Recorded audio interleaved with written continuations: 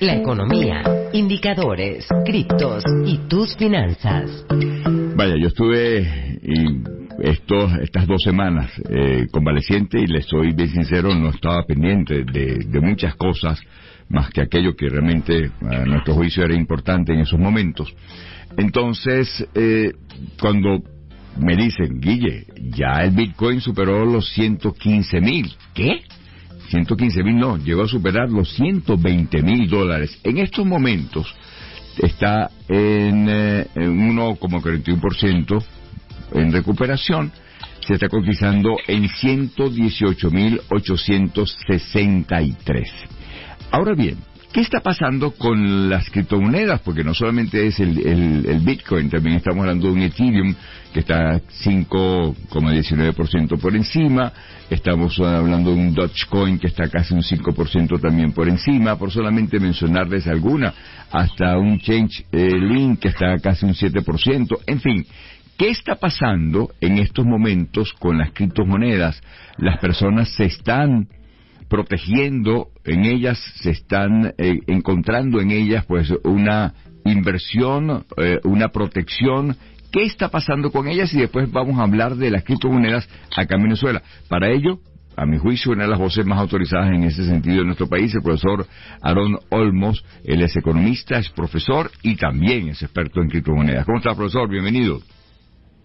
Buenos días, Guillermo, ¿cómo estás? Bueno, qué gusto tenerte de vuelta y que estés mejor. Muchísimas gracias. A ver, cuéntame qué está pasando en el mundo cripto.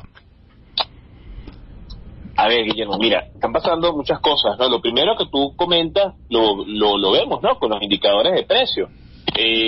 Mira, no solamente en 24 horas, en 7 días, en una semana, Bitcoin ha ganado casi un 9% su precio, Ethereum un 20%, Ripple, que ha sido una sorpresa, un 23%, y fíjate tú que el top 10 de las criptomonedas, Ripple, que siempre está en la posición 7, 8, ahora está en la posición 3, ¿no?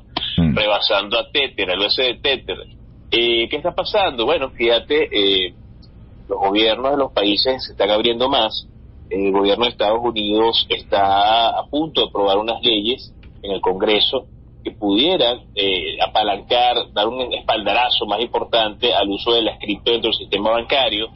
La inversión institucional está creciendo.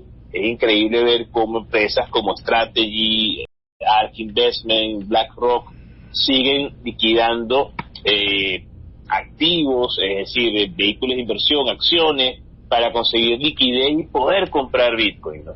Entonces esto de alguna forma está impulsando ese incremento en precios. De hecho, Bitcoin en cosa de 10 días, 12 días, en los últimos que se está generando, también el tema de los vehículos de inversión de los ETF, que ha hecho que muchas de estas empresas institucionales puedan entrar al mercado, ¿no? Sí, paralelo a eso también está lo que está ocurriendo, no sé si tiene que ver una cosa con la otra, ¿no? Con el impacto en las acciones, en las bolsas, con las mismas, los mismos aranceles de Donald Trump, etcétera. Entonces la gente está viendo en las criptomonedas algo más seguro, independientemente de su volatilidad. Mira, evidentemente la volatilidad tiende a ser un elemento que se mide, ¿no? Para la colocación de los dineros en estos vehículos de inversión ahora entendidos así, ¿no? Para muchos es una oportunidad, ¿no? Porque de alguna forma el análisis técnico que se hace desde el punto de vista histórico de un criptoactivo como Bitcoin, por su escasez por defecto, definida así a nivel técnico, te hace ver y entender que cada vez va a haber menos, ¿no?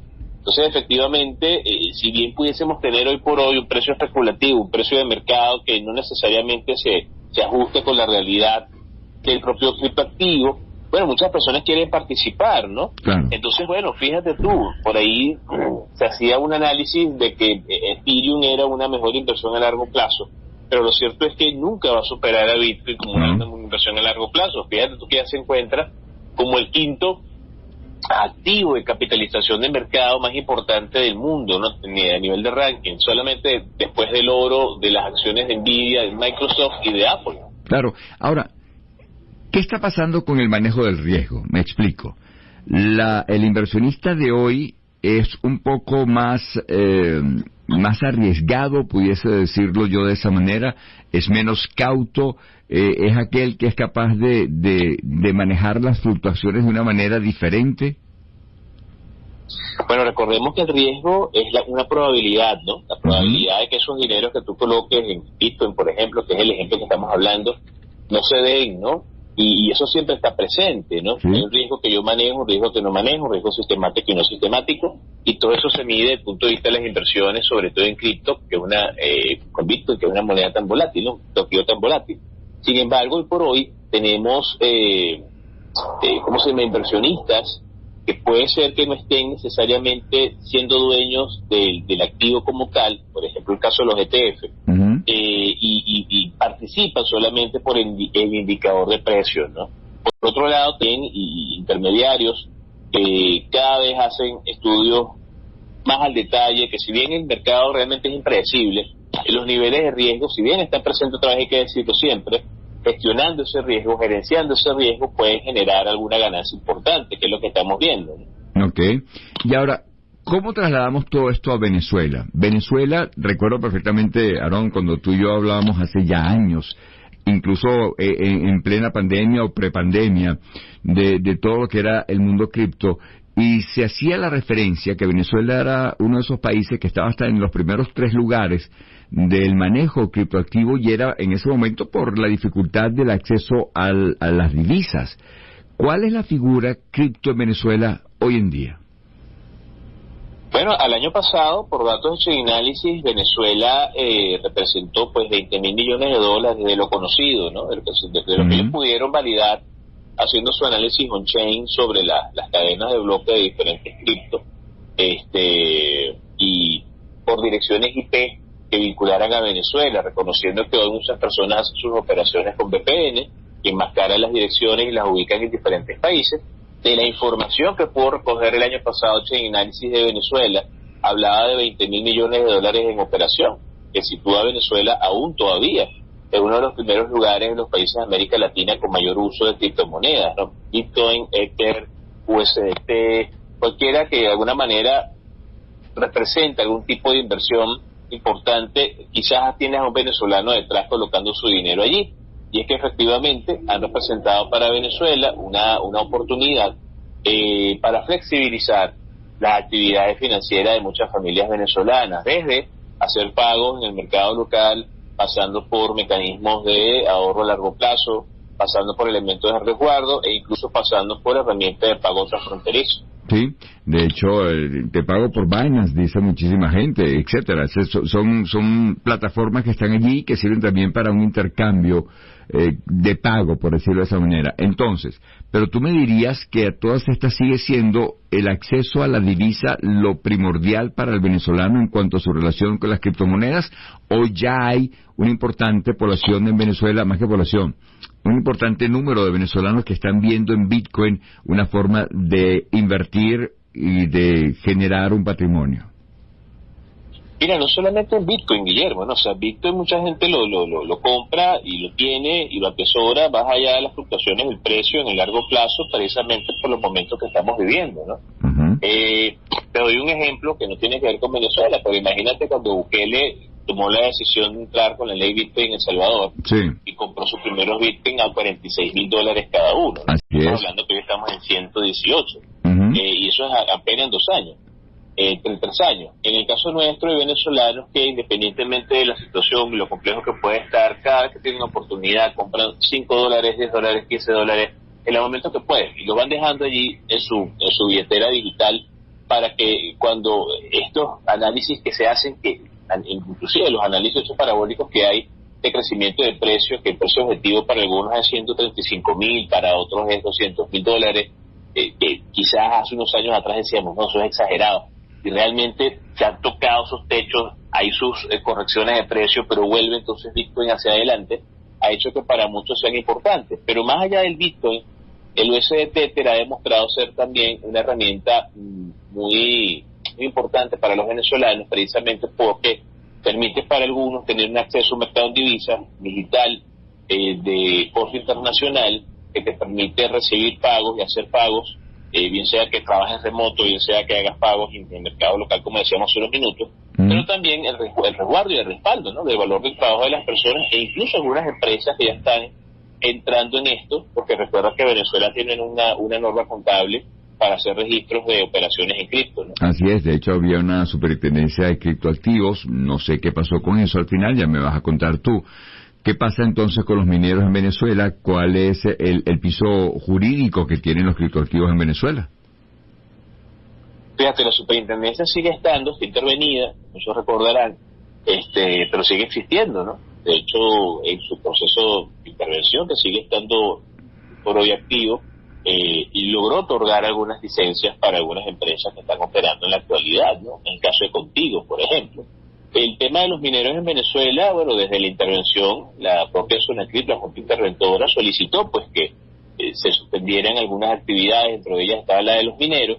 Sin embargo, pues es importante reconocer que más allá de eso, pues hay personas que más allá de la minería compran, atesoran, otros compran barato, venden caro, algunas personas que se dedicaron de lleno a hacer trading, y de alguna forma pues esto sigue muy vigente en el país, ¿no? Entonces tenemos un piso legal muy amplio, muy vasto, porque si algo ha tenido Venezuela en estos años, del 2018 para acá, es la producción de cualquier cantidad de instrumentos legales y normas para el desarrollo de la actividad cripto en Venezuela, desde la Ley Integral de Criptoactivos, pasando por el RISEC, el RIM, la Ley de Minería Digital, y todos estos elementos que siguen vigentes, porque independientemente que la superintendencia esté intervenida, no quiere decir que estos instrumentos legales hayan perdido vigencia. Así es, conversamos con el profesor Aarón Olmos, @AarónOlmos1 en sus redes sociales. ¿Sabes qué, Aarón?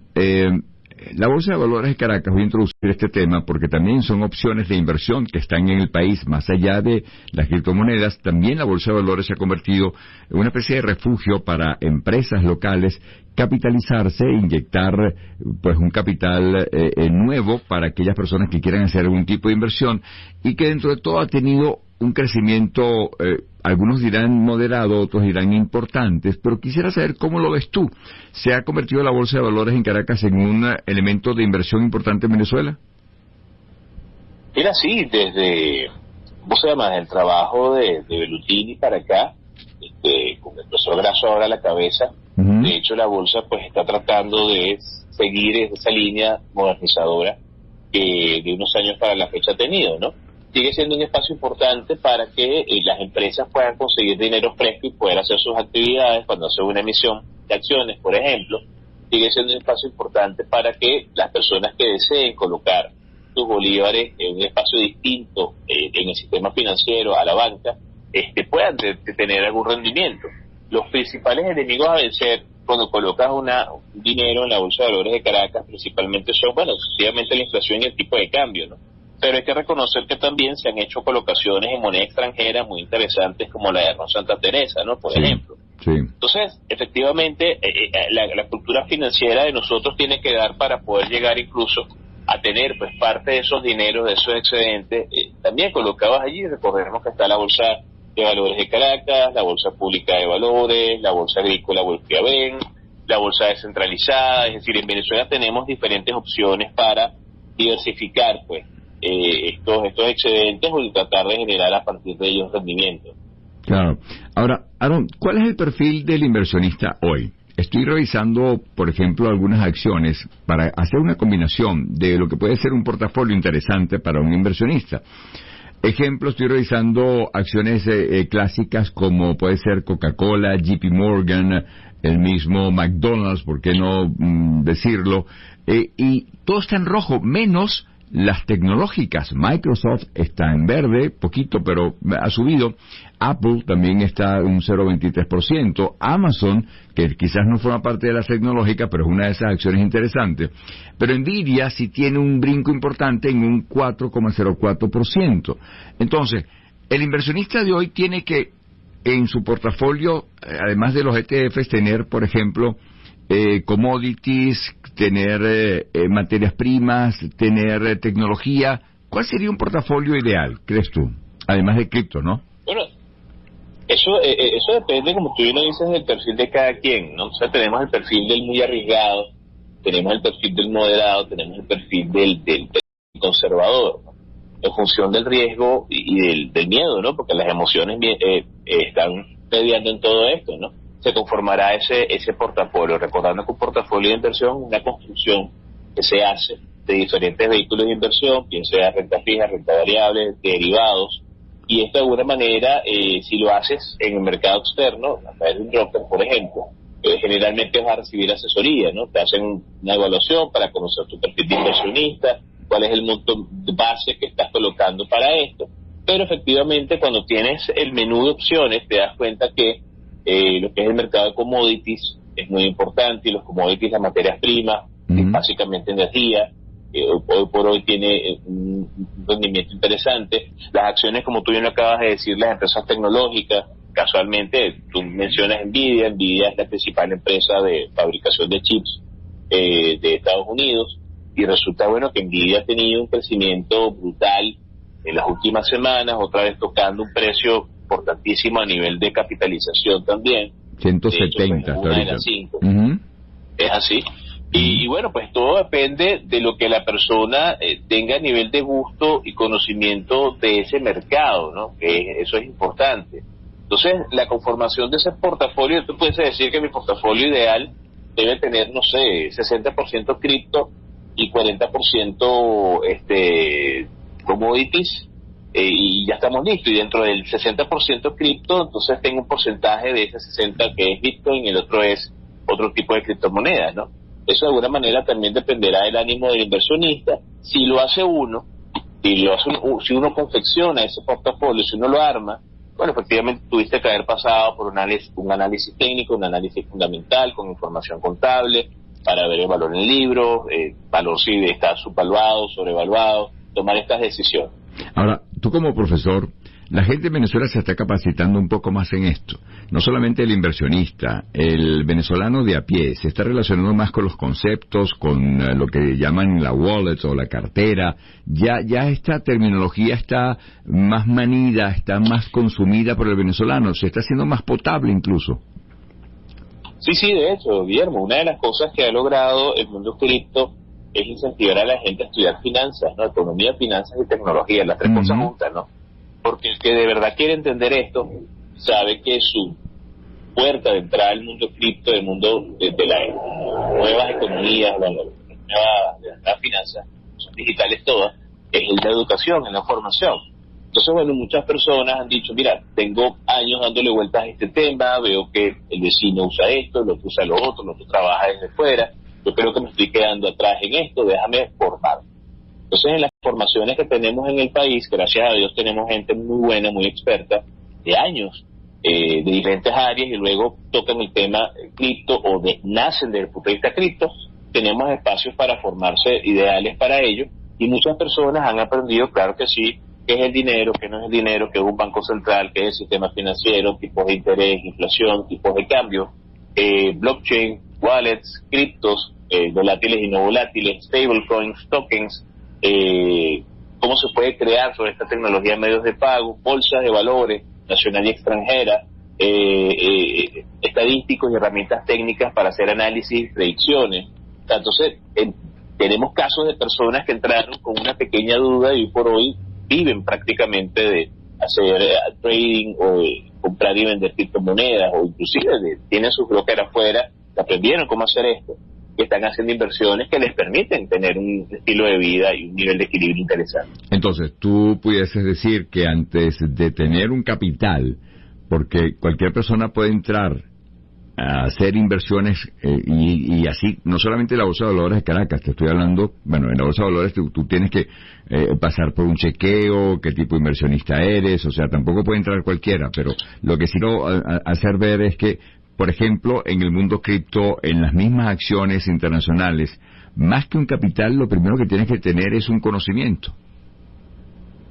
Bueno, sí, aquí la mejor inversión, aunque suene cliché, la mejor inversión siempre va a ser la educación en estas áreas, ¿no? Y lo que sí es cierto es que todo el mundo puede entrar, pero efectivamente lo que necesitamos, la primera herramienta que necesitamos, además del interés y la curiosidad, es formarnos en esto para entender de qué nos estamos metiendo. Definitivamente es así. Gracias, profesor. Un gran abrazo, siempre súper nutritivo conversar contigo. El profesor Aarón Olmos, economista, experto en criptomonedas, @AarónOlmos1. Saludos por casa. Siempre a la orden, gracias. Gracias. Era el profesor Aarón Olmos con nosotros, como siempre, cada miércoles, colaborador ya de Estilo Kiss.